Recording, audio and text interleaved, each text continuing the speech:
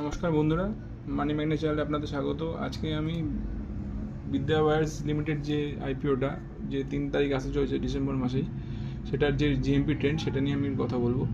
এখানে দেখতে পাচ্ছেন স্ক্রিনে যে এটা 28 তারিখ যখন এটা নিয়ে আলোচনা হচ্ছে তখন এটা জিএমপি ছিল 8 টাকা।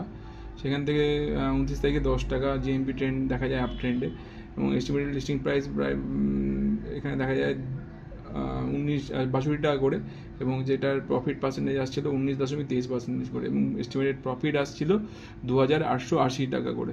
সেটা 30 তারিখেও সেম থাকে 10 টাকা করে, এবং 1 তারিখে আজকেও সেমই আছে, আপ ট্রেন্ডেই আছে সেই 2880 টাকা করে। কিন্তু আর এই ব্যাপারে আরেকটু বলে দিই, যেহেতু এখন এটার সাবস্ক্রিপশন শুরু হয়নি, যদি আসেন এটা ওপেন ডেট যদি দেখেন এটা 3রা ডিসেম্বর ওপেন হবে, ক্লোজ হয়ে যাবে 5ই ডিসেম্বর। আর হচ্ছে এটার ইনিশিয়াল রিফান্ড শুরু হবে 9ই ডিসেম্বর, ক্রেডিট হবে শেয়ারগুলো হচ্ছে 9ই ডিসেম্বর, এবং এটা লিস্টিং হবে 10ই ডিসেম্বর।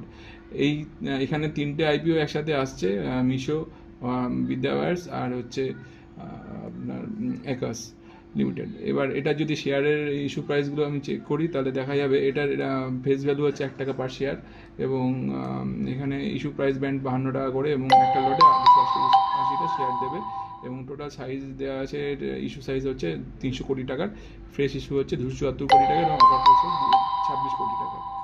আর এটা এনএসি বিএসসিতেই লিস্ট হবে।